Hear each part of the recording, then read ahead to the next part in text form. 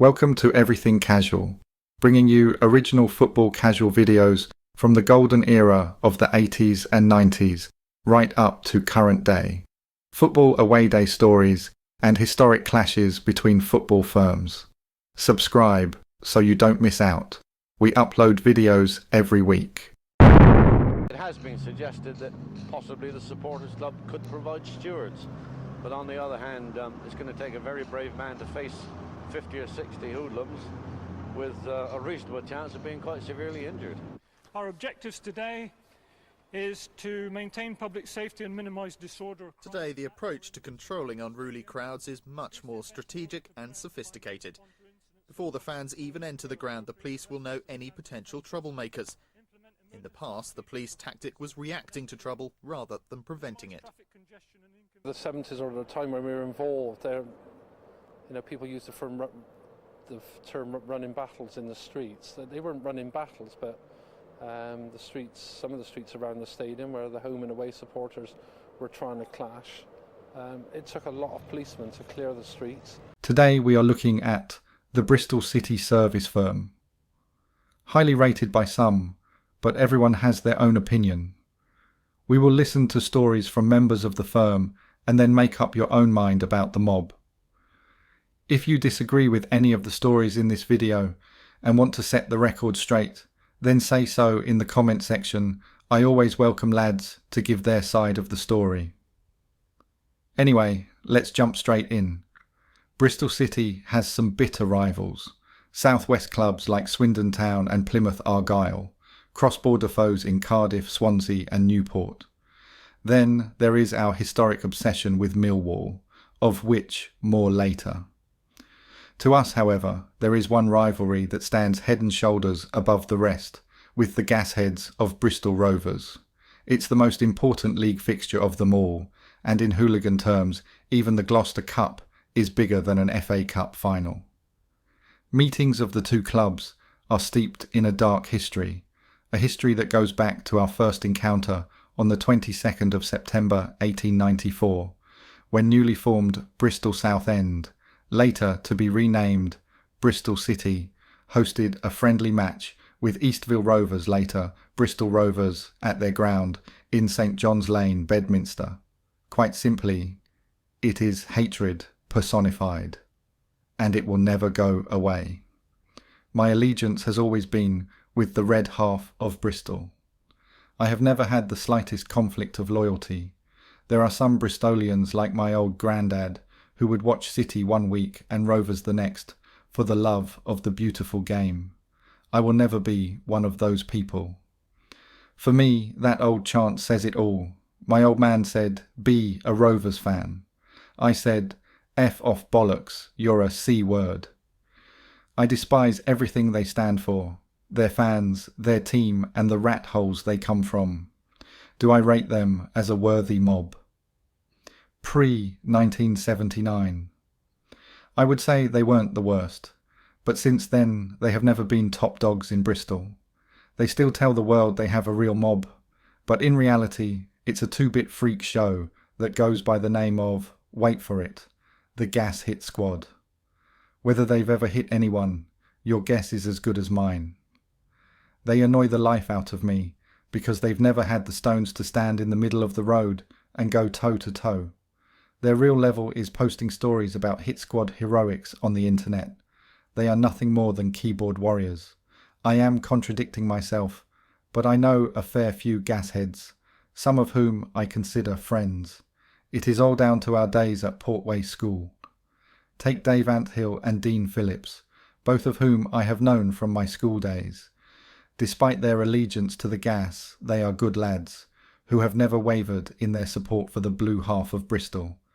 Dave, though, had little choice. He has tote end tattooed on the knuckles of both hands. Our banter in the playground was epic. "You're a shithead lums," he would say, usually after losing to us. To which I would reply, "Gas mug." I frequently got stick from my mates about the friendship with Dave. "What are you doing with that gas cunt?" they would ask. In the end, whether it was down to team loyalty or because we wanted different things in life, we eventually drifted apart. I recently bumped into someone who knew Dave, and they told me he was in the big house doing a 10 stretch. I was genuinely sad to hear that, and Dave, if you're reading this, hang on in there, pal. In the 70s, it was hard to say which mob dominated.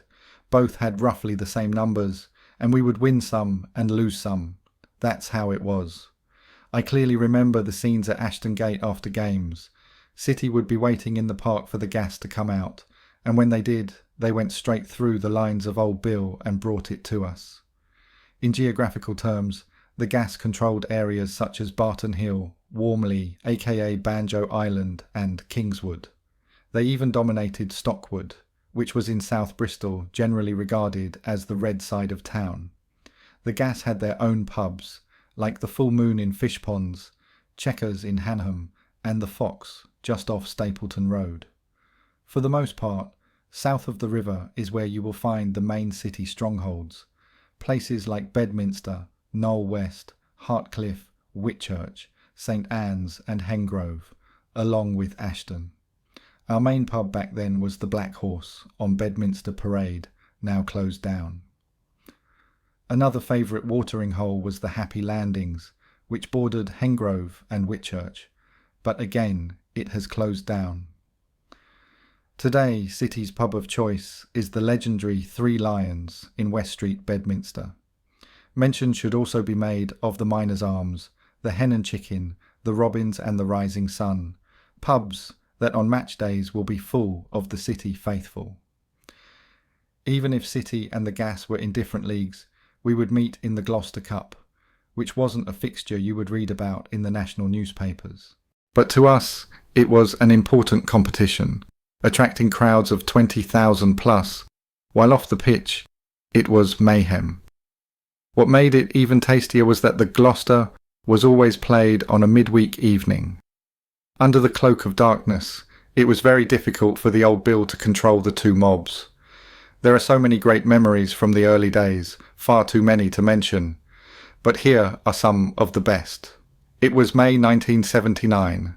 I was 15 years old and desperate for a ruck with the Gas, and my chance was to come in a match in the Gloucester Cup. About 40 of us had congregated at the bar of the Gin Palace, a boozer in Old Market, a mixture of youth and experience.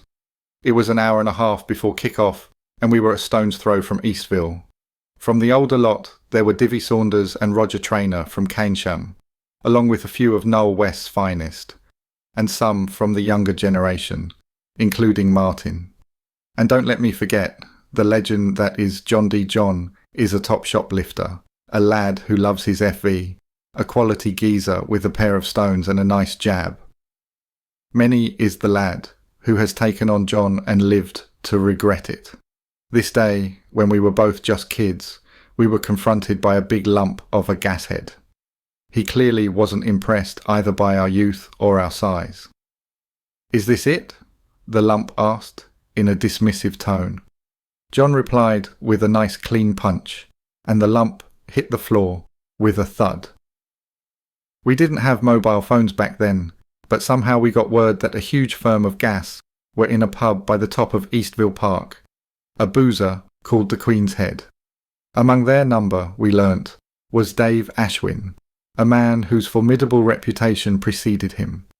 He came from Downend in North Bristol, very much a Rovers part of town, and was considered their top lad. Ashwin was a front runner who always stood his ground and would have been involved in every City Rovers fracas during that period. If Ashwin was there, it could mean only one thing. The Gas had a serious mob out. We wouldn't be facing either kids or mugs. These cunts were the real McCoy. The news about the size and composition of their mob sent a shiver down our collective spines. But it wasn't a shiver of fear. It was a shiver of expectation. For us young ones, it was a chance to prove ourselves, and we welcomed the opportunity. The main hurdle was that we were 2 miles from our target, and on foot, it would be hard to give the Old Bill the slip. John was the only one with transport, but it was a Ford Capri, which could accommodate a maximum of 6 people. But this was history in the making, and we would later call it Operation 7 Ways, so named because it took John 7 journeys to get us all to our destination. As we stood outside the Queen's Head, we looked at each other for a brief second, quiet determination written across our faces. No words were spoken. We can do this, we thought, outnumbered or not. Dave Ashwin or not. I looked around for a missile and my eyes fell on a half brick. That will do me, I thought, and I threw it straight at one of the pub windows. Phil the Power Taylor couldn't have been more accurate because it took the window right out. At the same time, our lads were charging inside, getting stuck into the gas. Our shock tactics had caught them completely unaware, giving us a big advantage. We battered anything that moved. Love what's behind you. Hate what's in front of you. First into the fray for us was a 15-year-old kid who got his head down and steamed straight in. I'll never forget what he did that night. He is one of the gamest geezers I have ever known, without question. Someone I hold in the highest regard. In later years, he ran with the Millwall Bushwhackers, becoming a legend. I wasn't far behind him, getting to grips with one of their lads, lashing out with fists and boots. One other thing I will always remember is the sight of Ashwin getting a kicking, and to add insult to injury, one of our lads pulled his top over his head. The gas got a beating, and their number 1 man lost his top. It doesn't get much better than that. But the night wasn't over yet. We were on a roll. After the old Bill turned up, we made our way to the tote end and climbed up onto the roof. We ripped the roof up, trying to get into their end, but the coppers put a stop to our shenanigans. 2 years later, in January 1981, there was another memorable encounter at Eastville. The night before the game, Divvy Saunders and another geezer, armed with bolt croppers, cut the locks off one of the gates to the tote end and replaced it with his own lock. The next night, about 10 minutes before kick-off, 100 of us waited patiently as the gas belted out their chant. 1, 2, 3, 4, 5. If you want to stay alive. Keep off the tote end. What a surprise they were going to get. Divvy opened the lock and we streamed through the gates and ran onto the terracing. There was a stampede as the whole of their support panicked and ran. We took the tote that night, something they will never live down. After that, the gas became dopey and confused, like rabbits caught in the headlights, just waiting to get whacked. The changing of the locks, and what followed that night, knocked the stuffing out of them. We now ruled Bristol and we stepped it up a level, following through by smashing up their pubs, taking the road to them every chance we got. I also remember a Wednesday night in October 1984, when the gas were at home to Arsenal. They knew we would show up, and we did. Well tooled up, I might add. Their spotters, who were keeping an eye out on Stapleton Road, immediately got word back to their counterparts who were lying in wait in an underpass under the M32. As they emerged from the underpass, we went straight into them. To be fair to them, the gas had a pop back, even if it was fruitless. This was proper old school violence, and one of their lads got cut to fuck with a sharp implement. There was claret everywhere, and to us it was a job well done. Even if we weren't playing the gas, we would go out of our way to get at them. One memory of this was a cold Tuesday night in the year 1984, a year I will never forget, as it was the year the city service firm was established. There is another reason it is lodged in my memory bank. I had only been out of jail for a week. Rovers were playing at home, against whom I can't remember. The old Bill had got wind that we might be paying the gas a visit, so they were out and about looking for us. We stayed off the streets and, taking advantage of the darkness, sneaked through bushes along the railway line as we closed in our prey. Arriving just in time for the final whistle, we mobbed up on a small embankment, and as they came out of the ground, the trademark battle cry went out. We attacked, but we messed up big time. When we ran down the embankment, we had to climb up another one, and when we got to the top of the second embankment, we were faced with a 12-foot fence. Undeterred, we pelted them with bricks and bottles and anything else we could lay our hands on. I threw brick after brick, but it was far too dark to see if I hit anyone. When we ran out of missiles, frustration set in, so moving swiftly on to Plan B, we tried desperately to find an opening in the fence. Eventually, we found one, but as usual the gas got lucky. We walked smack bang into the old bill. We were surrounded. It was game over. This flat cap cozzer had a loudhailer. "Listen," the pompous mug ordered. "F off," one of our guys shouted. "You're all under arrest," the flat cap informed us, which was greeted by jeering and laughter. "You are surrounded," he went on. He had to be on drugs. There is no way they could nick us all. But, as I took in our surroundings, it didn't seem that funny. I saw the situation we were in, totally swamped by old Bill. We knew how to rattle them. We looked for a weakness, and when we sensed an opportunity we charged, but were beaten back by their batons. Intimidation was a thing we were good at, but this was serious. We were trapped. We had come unstuck, and under a heavy escort, we were marched to a compound at the back of the tote end, where the old Bill used plastic ties for handcuffs. When we were secured, with our hands behind our backs, they marched us off to Trinity Road Police Station, where we were booked in one by one. Me and a couple of other lads were put into a cell, but so many of us had been nicked that they ran out of cells and had to put some of the lads into cupboards. F's sake, I thought as I sat in the cell. I have only been out of jail for a effing week. My cellmates were Andy M. and another lad. "F me, what's that smell?" I asked. Me and the other lad looked at each other, and then we trained our eyes on Andy M, and both of us laughed. Andy's feet were stinking with a smell akin to rotting cabbage. I pulled my top up to use as a mask, but by now we were being let out. Luckily no one got a charge sheet, but we made a vow that never again would we be caught out by the old Bill. The media often portray what we do as organised football violence. The papers make out that we have generals and grand strategies and that nothing is left to chance. That's bull. While we are committed to each other and to our club, the CSF has never had a recognised leader or any kind of formal structure. We are lads who come together on match days to fight groups of other lads, and while there might be a bit of strategy here and there most of the time, we play it strictly by ear. The same can be said of how we were formed and got our name. The CSF came about by chance, and our name was taken from a throwaway remark. This is how it happened, and you can take my word for it, because I was there. It was the spring or summer of 1984, a hot sunny day. City were at home, and before going into the ground, a load of us were lazing about on the grass in Ashton Park. Martin, the 3 Italian lads, Chico, the brothers Ivan and Dino, guards, Divvy Saunders, Crow, Rob G and his brother Steph, Mike P, Curly, Pompey John, CJ and me.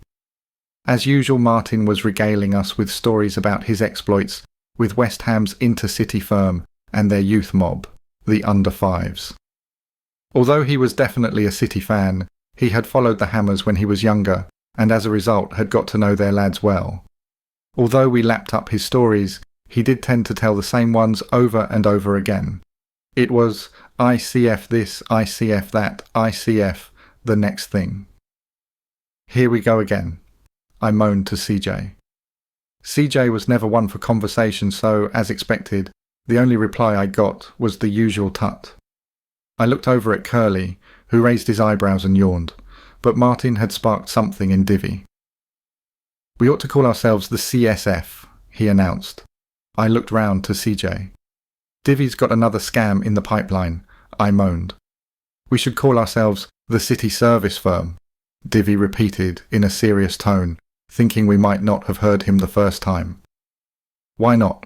Curly announced. "Why not what?" CJ said, taking everyone by surprise by actually speaking rather than uttering the usual tut or scoff. "Why not call ourselves the CSF?" Curly replied. So for the rest of the day we went around telling anyone who would listen, "We are the CSF." To us it was a joke, a way of winding up Divvy and Curly for making such a ridiculous suggestion. What I didn't appreciate was that the name would quickly catch on. The following home game, I caught sight of Divvy, along with guards and Martin standing outside the Rising Sun pub. They looked dodgy as very shifty, and as I approached, they were deep in conversation. All three of them had shoulder bags, and Martin also had his trademark Bluehead hold-all, which was his shoplifting bag. "What's in the bag?" I asked Martin. "T-shirts," he replied. "Let's have a butcher's," I said, thinking it was his usual swag.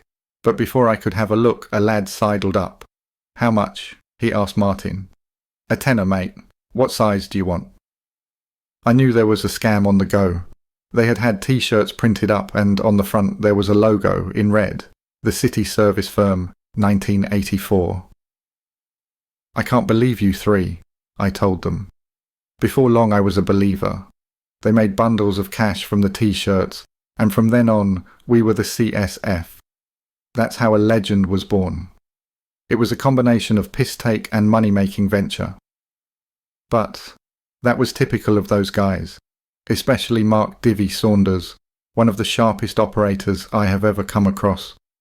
I first got to know Mark away from football in the days of the Redcliffe Mafia. He was older than us, and we looked up to him. In fact, Mark had the best of both worlds. He was not only old enough to be active during the East End era of the 70s, but also active in our generation. If you were lucky enough to have come across him, you will know him for the character he was. There wasn't a pie he didn't have his finger in, and he was always there, wearing those trademark slippers of his. The CSF wasn't a piss-take or just another earner for long. We became more serious.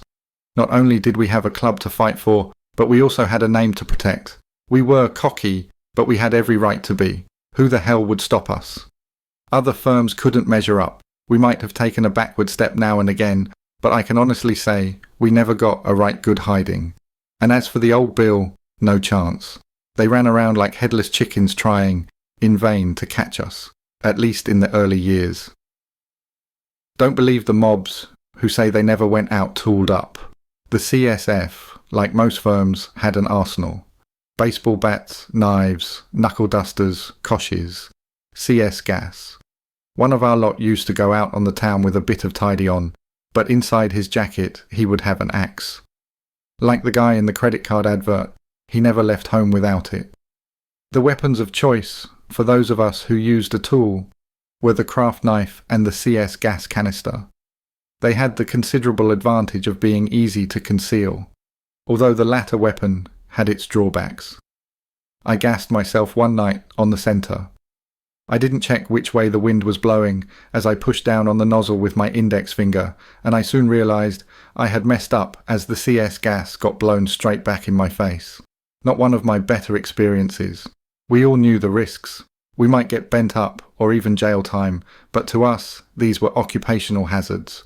We would go everywhere with City, even as the team dropped down from the old First Division to the fourth tier of English football in consecutive seasons. Which wasn't necessarily a disadvantage in FI terms, as it would kick off a lot more in the lower divisions, probably because there were fewer old Bill around. We preferred travelling by train, using the Intercity 125, and would always try to get away without paying. Dodging the ticket collector by working as a team, that was part of the game. We would chip in to buy tickets, which we would pass round, confusing the ticket collector. The object of the exercise was to cause as much damage to the other firm as possible, but it wasn't just about the violence. The buzz for me and the other lads was being Bristol City and the whole casual way of life. It went way beyond football. We ran the town and nothing happened in city centre pubs and clubs without us knowing about it. And, of course, we had our pubs, places where the gas would never show their faces. Places like the College Tavern, Cannons, Sedan Chair, the Wheatsheaf, the Volley, the Clipper and the Bell, to name but a few. In terms of numbers, I would say there was a hardcore of 40 lads in the city service firm, with others joining in depending on the club we were facing. That may seem like a small number, but we were fussy about who we let in. You couldn't just turn up and say you were CSF. You had to prove yourself first, and by prove yourself I mean by showing gameness in a fight.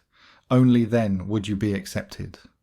From time to time, people did turn up claiming to be service firm, but we soon got rid of them.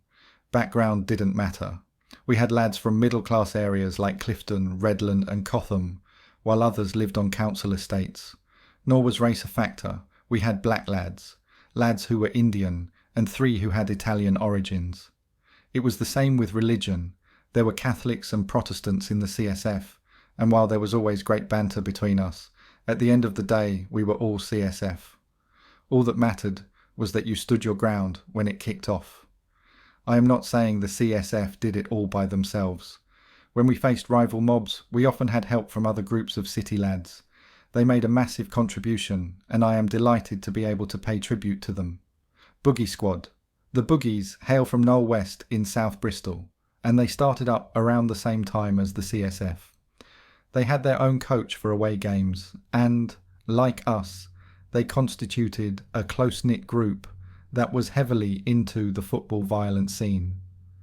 I would say there were between 50 and 60 of them, and when it went off with another firm, they always supported us. There was never any rivalry between the CSF and the Boogie Squad, with both groups being Bristol City through and through. They were thieving bastards, and no service station or pub was safe, while the Boogie Squad was on its travels. If it wasn't nailed down, they would nick it. Simple as. The other good thing about them was their hatred of the gas, which rivalled even ours. I am pleased to say that the Boogies are still going strong and have spawned a very active younger generation. Shirehampton. We often referred to the Shirehampton lot as BS11, which is the postcode for the area around Bristol Docks, and many of them were the sons of dockers. They were about 30 strong, very active lads who were involved in almost every major outbreak of football violence over the years. They normally went to games by train, sometimes by minibus, and while most of them are no longer on the scene, some hardcore lads are still active. Shirehampton is a mixed area in football terms, with about 3/4 being City and the rest Rovers. Some of the main gas faces grew up there, including Dave Anthill and Dean Phillips.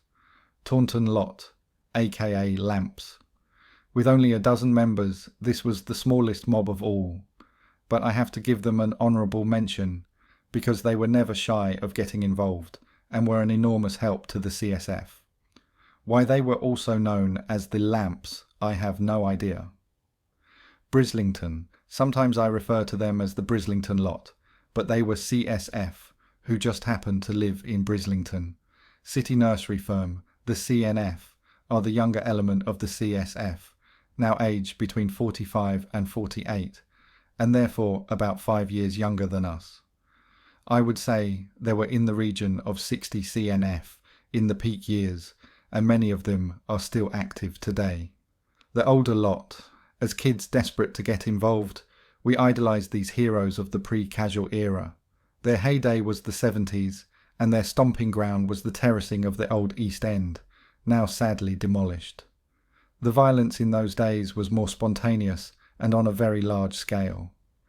It was also ferocious. I have heard stories of people being slashed with cutthroat razors and hit with meat cleavers. These guys were active at a time when City were in the top tier of English football, and so came up against massive clubs like Liverpool, Newcastle, Man United and Arsenal. With opponents like that, it was no wonder that they would tell us to F off, you will only get in the way, when we tried to join in. Most of them were from South Bristol, with a sprinkling from Southmead in the north of the city, and their main pub was the Wheatsheaf in Nelson Street, now demolished. In town, they would use the Naval Volunteer, the Volley, in King Street. City Youth, known today as City Frontline Youth. I feel sorry for the young lads of today. Look at what they have to put up with: CCTV, banning orders, longer sentences, a more switched on old Bill, all-seater stadiums, the list goes on. They are desperate to take on other mobs, like we did back in the day, but everything has conspired against them. It is no wonder they get frustrated. Despite all that, our youth are very proactive and travel to most away games hoping to take it to the opposition. They are naughty little fuckers, mostly aged between 16 and 22, and they come from all over Bristol. At West Ham, a few seasons back, they attacked the ICF youth right along Green Street. They also organised a fight with Cardiff outside Fiddler's Club in Bedminster. Not that long ago, it was a proper off in the street, 40 against 40, with no old Bill to be seen. I hope they don't give up, and I don't think they will, because they have a very strong desire to keep the old traditions going. One day, I hope they will find a way round the many obstacles put in front of them by the powers that be. I ran with many outstanding lads in the CSF. Sadly, I don't have enough space to provide a mini biography of them all, but here are my memories of some unforgettable characters. Martin, aka The Knife. While I firmly believe we were all top lads, if I had to nominate the top lad, my vote would go to Martin. The reason is simple. There would be no city service firm if it wasn't for the man from North Bristol. He was always ahead of his time in football violence terms, thanks partly to the strong connections he had to West Ham's under-5s and the ICF. I first got to know him when we were kids trying to do our bit in Ashton Park, and we hit it off straight away.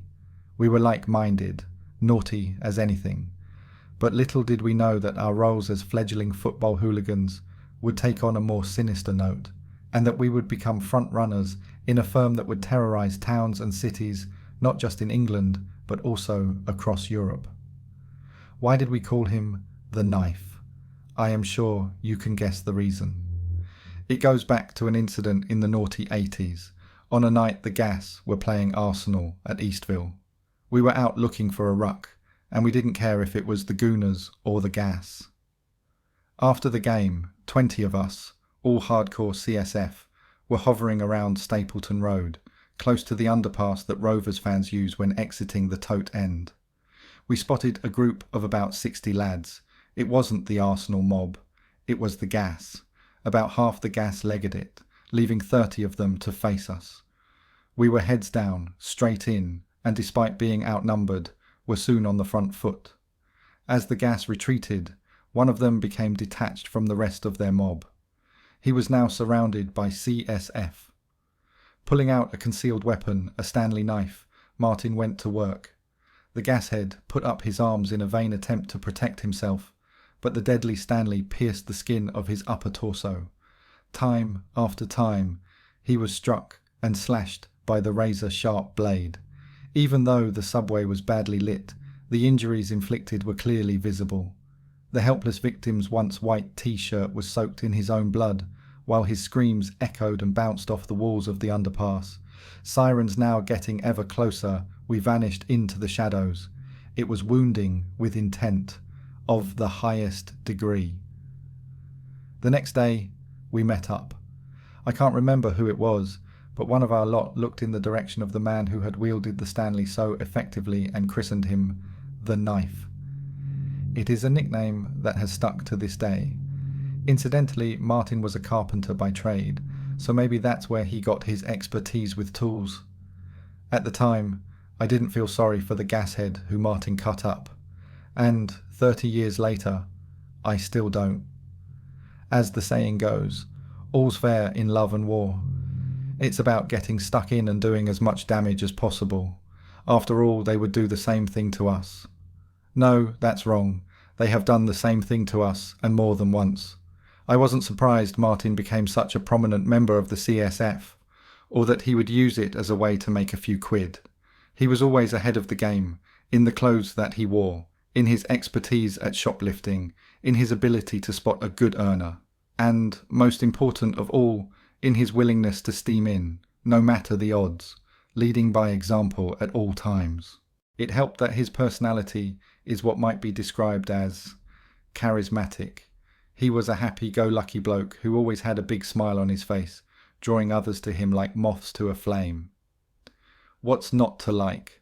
I would often bump into him in Park Street, home of the designer clothes shop. There he would be, clutching his trademark blue holdall, stuffed full of Armani, Calvin Klein and Ralph Lauren. How he managed to fill that bag so quickly was a mystery to me, and a typical conversation went something like this. "You got much?" he would ask.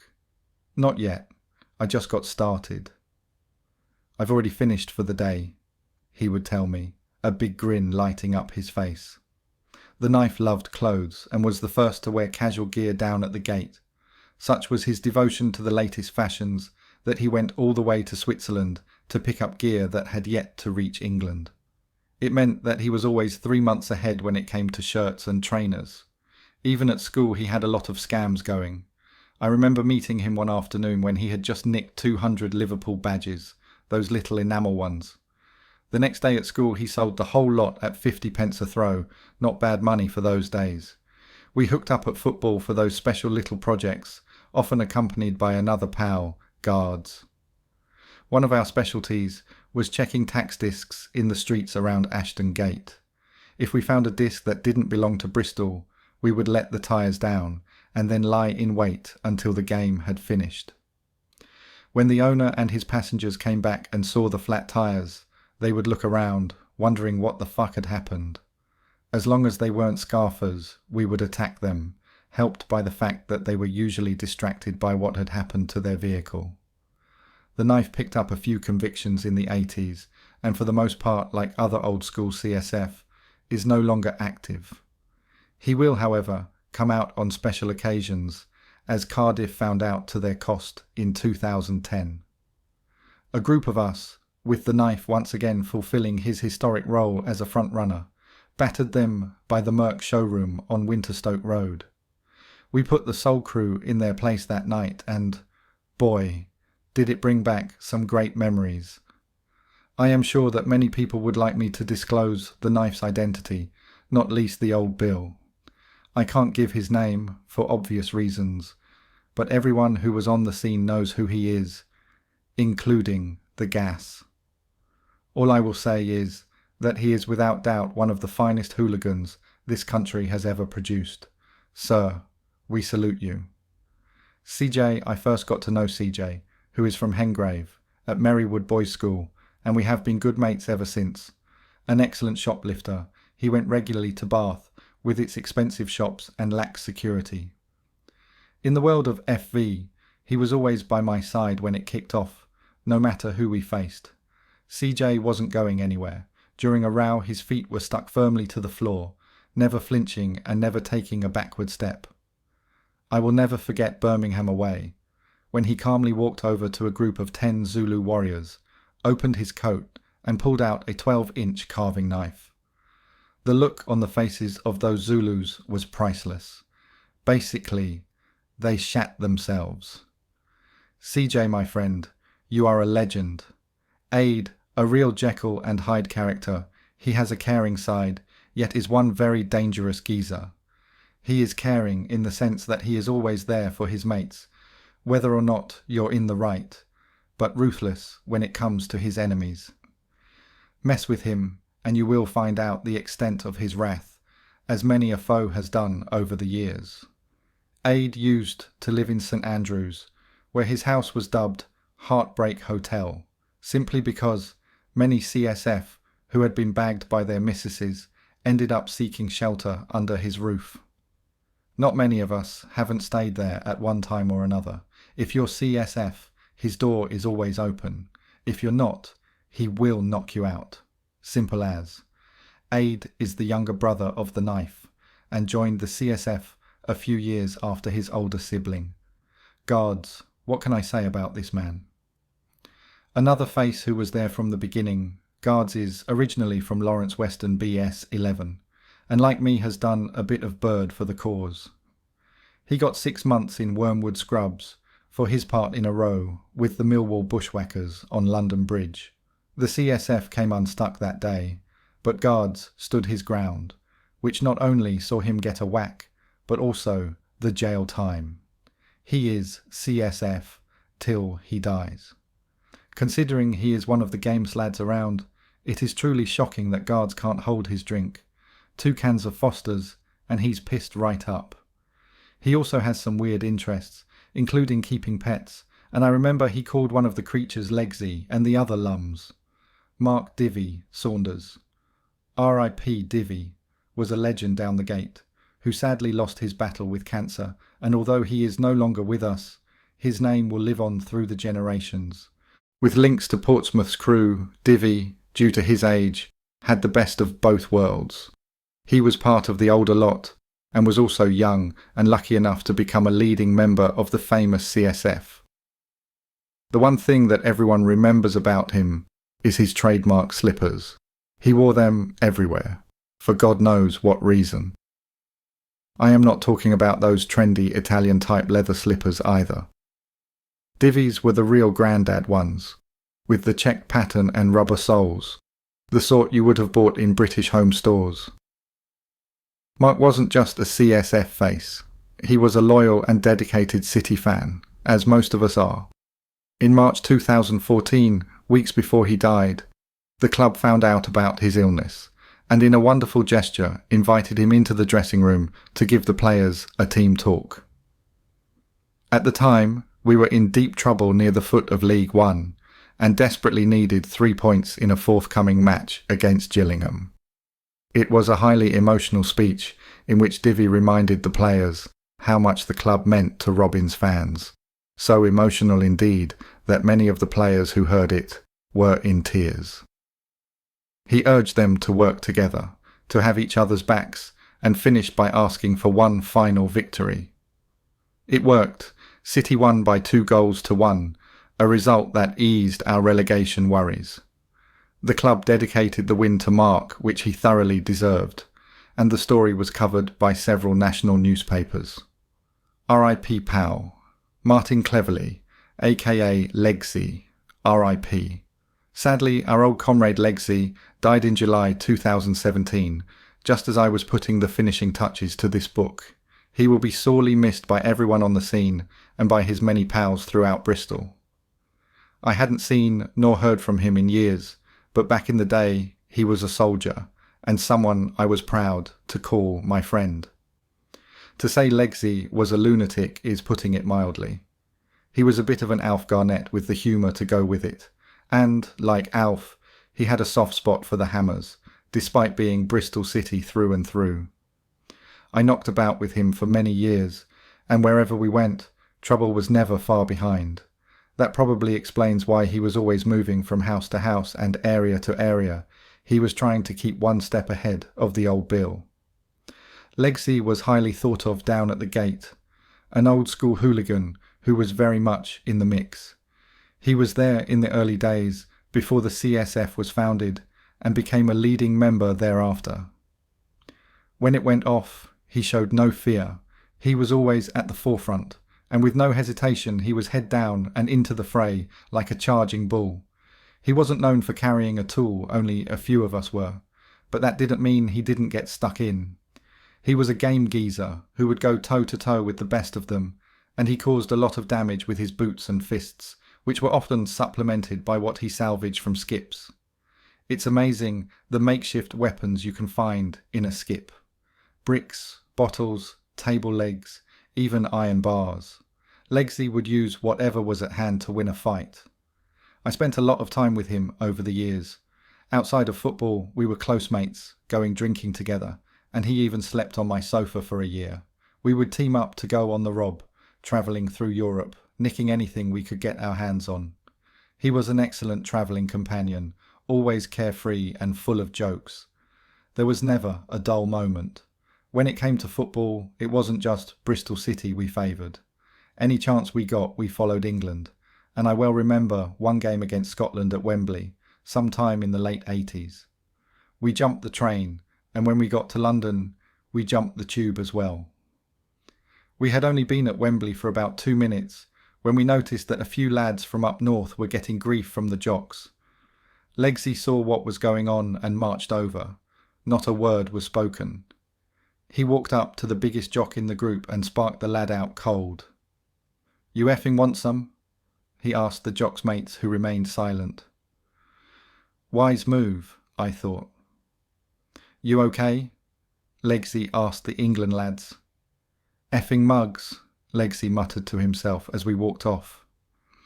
Andy M. I first got to know Andy back when we were both skinheads many years ago, and since then we have been close friends. He was always on the scene during the 1980s and the 1990s, following City home and away. No matter which firm we came up against, even if we were vastly outnumbered, Andy's feet were firmly stuck to the floor because he always stood by his mates in a ruck. He's someone you could put on his arse, even give him a right kicking, but no matter how much punishment he sustained, he would bounce right back. Andy would go to great lengths to get to a City game. We were playing Carlisle away, which is a long and expensive trip. While he and a few of his mates were having a drink, they debated how they would find the money to get there. "No problem," they concluded. "We will steal a car." That is exactly what they did, and, car at the ready, they set off for Carlisle. Their ultimate destination was 275 miles from Bristol, and to make the journey bearable, Andy bought a bottle of whiskey which, after a slug, he would plant between his legs. The only problem was that he was driving. Things went smoothly until they were going past Birmingham on the M6. Andy had just taken another sip of whiskey, and just as he put the bottle back between his legs, a cop car drew alongside. He nearly shat himself. Not only was he drinking whiskey while driving, to make matters worse, he had nicked the car. If he had been pulled over, he would have been looking at serious jail time. To his great relief, the old Bill in the passenger side gave him a friendly wave, with Andy having the presence of mind to wave back and smile broadly. With that, the patrol car sped off down the motorway. Duncan is from Clifton, and like me, he is a painter and decorator. He was very much an 80s casual, always smartly dressed in top threads, Fila tracksuits, Fiorucci jeans, and, of course, Adidas Originals on his feet. He was like the rest of us, heavily into football violence and very game, always in the front in a row. He is one of the nicest blokes you will ever meet. You won't find anyone with a bad word to say about him. I will never forget an incident at Plymouth when Duncan and I were leaving the stadium after the game. There was no trouble, and everything seemed peaceful as we walked up the road chatting to each other. Then this old Bill came right up beside us, took out his baton, and smashed Duncan straight in the mouth, knocking all his teeth out. That was par for the course as far as those brutal cunts were concerned. I see him now and again, and we are still good mates to this day. Bobby Rafiq, aka Bombay Bob, R.I.P. Bobby, hailed from Totterdown, and was of Indian origin, which goes to show there was no racial bias in the CSF. Sadly, he passed away not that long ago. He was a likeable character, a light-fingered shoplifter, and very good at it. He was always to the fore when it kicked off, a likeable rogue missed by many. Swindon Chris, aka Curly. Yes, you guessed it, Chris was originally from Swindon and was very much the pretty boy of the CSF, with his permed hair, which he would constantly shake and run his fingers through. His image left him wide open for a bit of stick, and we didn't miss him, and hit the wall in the banter stakes. A bricklayer by trade, he moved to Bristol just before the formation of the CSF. Very active on the scene back in the day. I haven't seen him for many years now due to him emigrating to Australia. Pompey John A. Face of the CSF, who was right into his football violence, always in the thick of it, in some ways an unsung hero. He disappeared off the scene many years ago, just vanished. He was a proper nice lad. Andy Redding, aka Reds. A real drug fiend, and how he is still alive leaves me and many others scratching our heads. Reds, as we all know him, is from Shirehampton, an engaging character who always has a big smile on his face.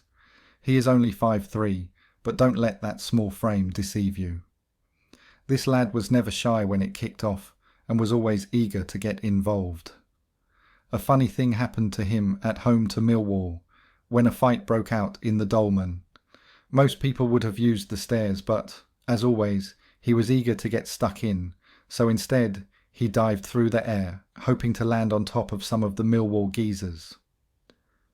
The problem was that right at that moment, we all stopped fighting and separated, which meant that Reds nosedived and landed headfirst on the concrete. Luke was mad, some might even say a total lunatic, but there were two sides to him, because he is also well educated and a proper gentleman. I would describe him as volatile, someone with an extremely short fuse, and I will give you a good example. One Friday he and his mate had a night out in Bath, and after a few beers in one pub, they moved on to the next one. It didn't take long before a row started with some Bath lads. Initially it was verbals, but the landlord sensed it was only a matter of time before it kicked off and phoned the old Bill. When they arrived, Luke and his mate were quickly bundled into the back of a van and taken to the railway station. At the station they were surrounded on the platform by Plod, who were there to put them on the next train back to Bristol. One of the old Bill couldn't help himself, and believe me, there's always one. "You Bristol mugs think you're something special," he hissed. "You come out to Bath and always cause effing trouble." Luke was face to face with the big mouth cop, refusing to be intimidated. He tilted his head back. "And this is what us Bristol cunts do to old Bill," Luke calmly said, as he brought his head forward and stuck the nut on the cop, smashing. His nose all over his face. Luke was jumped on by the other old Bill, who started beating him around the body with their batons. "Is that it? Is that all you've got to offer?" Luke taunted them. Instead of catching a train home, Luke and his mate both got nicked. Paul Cummings. Paul is sadly no longer with us. He was the youngest of the CSF, yet proper old school, if that's not a contradiction in terms. He loved to get stuck in, loved listening to the jam, and was very much a mod at heart. Bobby B. It was Bobby's mobile that rang when we invaded the pitch to get at the gas. He worked as a doorman for pubs and clubs in and around the city centre and is well suited to that line of work. He possesses a knockout punch that most don't get up from. He loved his FV and loved the row, just as he loved taunting the other firm to come and get it when it was about to kick off. Wayne Lohman, aka Acid, RIP. Acid is another lad who was taken too soon and will be sadly missed by us all. He was a great character, always hyper and very funny. He never showed any interest in being a casual and remained a skinhead, because to him being a skinhead was a way of life, as was his love of football violence and Bristol City. Wayne was a carpenter by trade, but hated that job with a vengeance and was always looking for a way out. One day he was working on a house renovation when he suddenly picked up his tools and threw them out of a window. "If all this working, I'm off to be a porn star," he announced, and with that he walked off the job. He wasn't joking, he really did work in the porn industry, and he was very successful, helped by one important attribute. He had a huge penis. Women knew that and were drawn to Acid, hoping for some good sex, which of course made the rest of us green with envy. I met him one day when he was well into his career in porn. "How many women have you shagged?" I asked him. 120, he told me. I fell about laughing. It's a hard job, but someone's got to do it. RIP mate, Lee, aka PC Lee. He picked up the nickname PC Lee due to him not being known at the gate, so someone pulled him up thinking he was undercover Old Bill. Despite the stick he took, he stuck to his guns and became a worthy member of the CSF. I've known him for many years and he is one game lad and loyal with it. Someone you can always rely on, no matter who is coming up the road. He distinguished himself against the jocks in their own backyard. The occasion was a Scotland-England game at Hampton Park in 1990, a World Cup qualifier. Lee and Doug S. left Bristol early on the Friday morning, the day before the game, and made their way up the M5. They arrived early evening and met up with Steve Driveway and 12 other old-school CSF in a hotel on the outskirts of Glasgow. After a marathon pub crawl, they eventually arrived at a boozer in the city centre, and when they entered the establishment in question, they were greeted by an even number of Rangers ICF. At first there was a standoff, then it started in earnest, resulting in the pub getting smashed up. PC Lee got rugby tackled to the floor by the Scottish Plod, was taken into custody and in consequence missed the game. He was kept in custody till the Monday, before being hauled before Glasgow Sheriff Court, where he received a £300 fine and a life ban from England games. Mr. Dangerous, a military-minded lad who always wore combat gear, although he had never served in the armed forces. I don't know if he ever applied to the British Army, but he did join the French Foreign Legion. He must have been too hot for even that lot to handle, because when I met him one day, he told me they had kicked him out. He got his Dangerous nickname for one very simple reason. He was off his fucking rocker. And I don't say that lightly. His hobby was assembling explosive devices, little bombs, which he would set off in Victoria Park. As he got more proficient, the explosions got bigger and the bangs louder. A gas hater. His ambition was to reduce Eastville to rubble, and he was always saying, "Just you wait. One day I'll blow up their fucking ground." He never did achieve his goal, but he would have loved watching that rat hole go up in smoke. The last I heard, Mr. Dangerous had married a Danish girl and was living in Denmark. Michael B, aka B. On 29th May 1985, I was watching the Heysel Stadium tragedy unfold live on television, not realising at the time that one of our lads was in the thick of it. 2 days later I discovered that a man from Brislington in south-east Bristol was being sought in connection with the deaths of 39 fans. The next day, the old bill came through B's door at the request of the Belgian police, and he was arrested and extradited to Brussels. B was charged with manslaughter, found guilty and got a 5-year sentence. And not forgetting Chico and Shannon, top lads. If you enjoyed this video and would like to hear many more stories like this, then I urge you to go out and get the excellent book by Bristol City lad and terrace legend Paul Lumber. Paul is a very respected face up and down the country, and this video has only covered a small fraction of his book. There are so many more great stories in it. His book is called It All Kicked Off in Bristol, the inside story of the city service firm. I will leave a link in the description, just click on it and it will take you straight to the book. Thank you for taking the time to watch this video. If you subscribe, you will be notified when we release a new video. It could be your firm we make a video about next, so don't miss out and hit the subscribe button. You can find me on Facebook or email me if you have a good story to tell. See you next time.